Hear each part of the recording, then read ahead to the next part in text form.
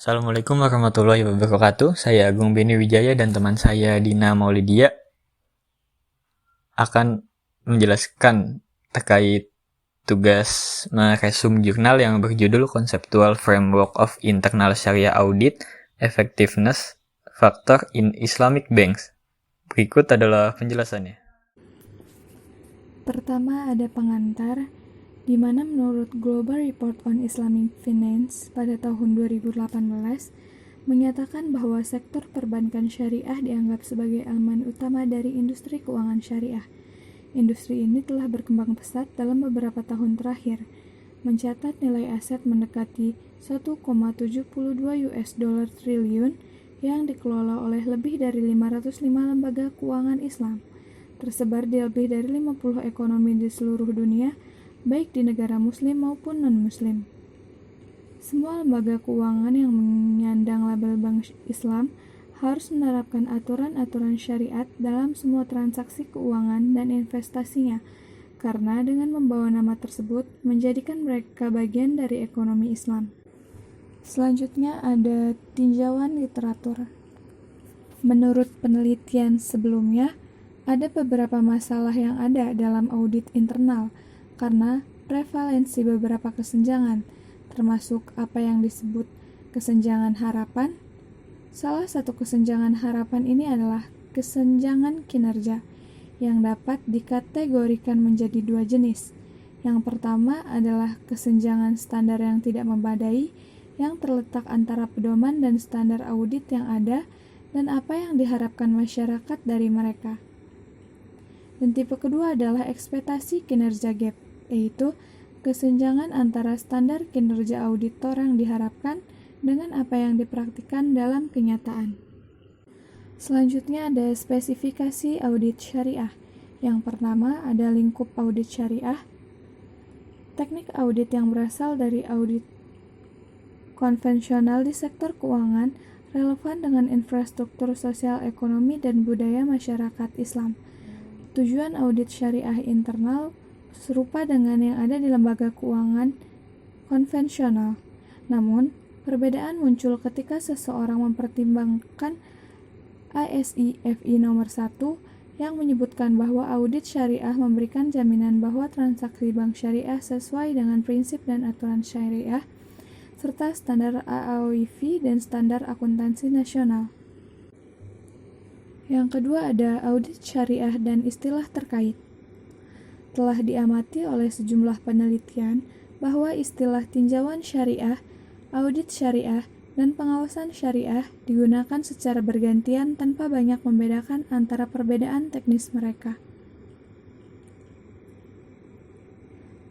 Menurut Sultan pada tahun 2007 dan Al-Amroni tahun 2015 menggambarkan perbedaan antara istilah dengan menggunakannya secara bergantian dapat menyebabkan kebingungan dalam konsep dan akibatnya. Kesalahpahaman tentang spesifikasi peran auditor syariah. Membedakan istilah-istilah yang diberikan akan memberikan definisi yang lebih komprehensif dan tepat tentang audit syariah dan memungkinkan penilaian yang benar atas efektivitasnya.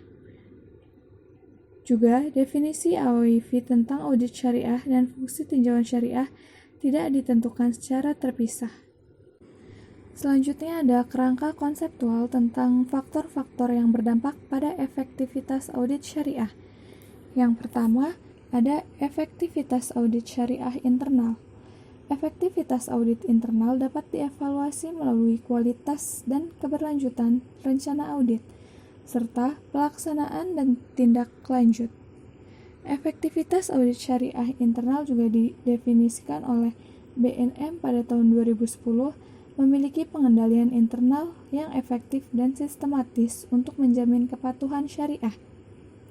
Efektivitas ini dipengaruhi oleh beberapa faktor seperti independensi dan kompetensi auditor, serta profesionalisme kinerja dalam merencanakan, melaksanakan dan melaporkan hasil audit internal syariah.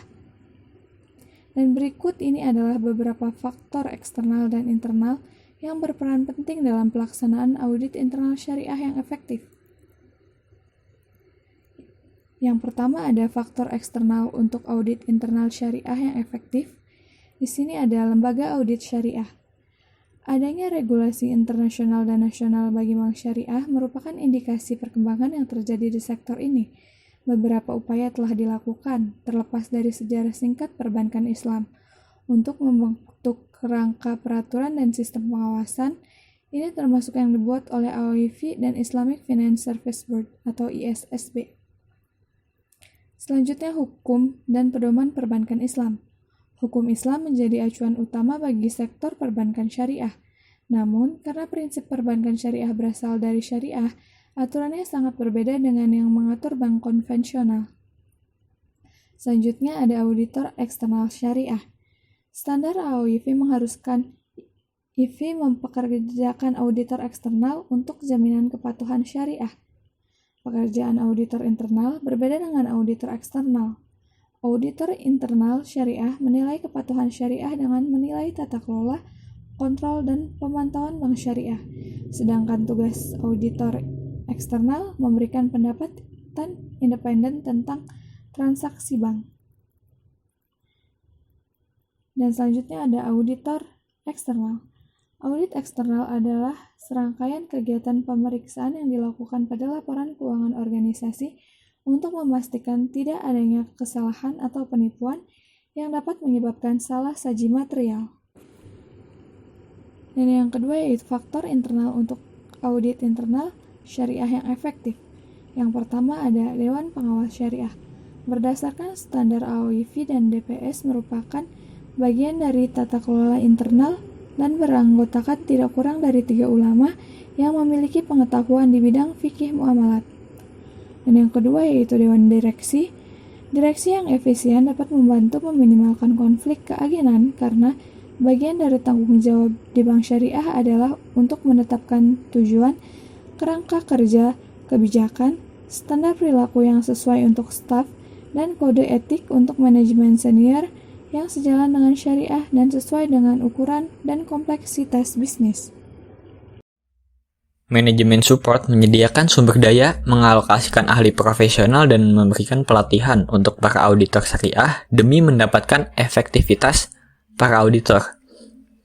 Struktur audit syariah internal untuk melakukan audit yang efisien dan efektif, internal audit syariah harus memiliki referensi audit yang bisa mereka rujuk ketika melakukan pekerjaan audit. Contohnya referensi perundang-undangan yang terkait Islamic Bank, aturan yang dikeluarkan Bank Sentral, terkait kebijakan Islamic Bank, keputusan DPS, hasil audit syariah sebelumnya, standar AAOIV, dan syariah panduan audit. Piagam auditor syariah menentukan tugas syariah, tanggung jawab, tujuan, dan wewenang auditor dalam bentuk dokumen tertulis dan terperinci yang disetujui komite syariah. Rencana audit syariah dirancang untuk manajer departemen supervisi dengan departemen lain yang paling rentan terkena isu syariah.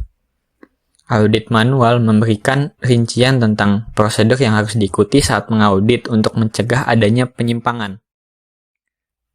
Persyaratan internal audit syariah itu ada 3. Yang pertama, objektivitas dan independen dengan auditor memenuhi syarat dan pada tata organisasi audit internal tersebut. Yang kedua, itu kompetensi. Auditor wajib memiliki kompetensi yang mencakup aspek pengetahuan, keterampilan atau keahlian, dan sikap perilaku. Lalu yang terakhir, proses audit syariah untuk menampilkan standar AAOIV yang terdiri dari 5 elemen yaitu persiapan, perencanaan, pelaksanaan, dan dokumentasi, pelaporan, dan tindak lanjut.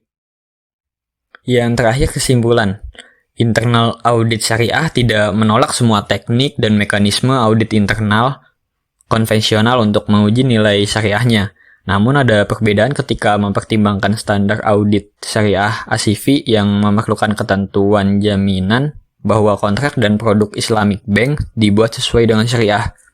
Berbeda dengan konvensional, oleh karena itu, audit syariah dianggap penting untuk tata kelola syariah dan meminimalkan risiko atau pelanggaran. Implikasi dari studi ini, pertama, regulator perlu memberikan kerangka rinci untuk audit syariah internal.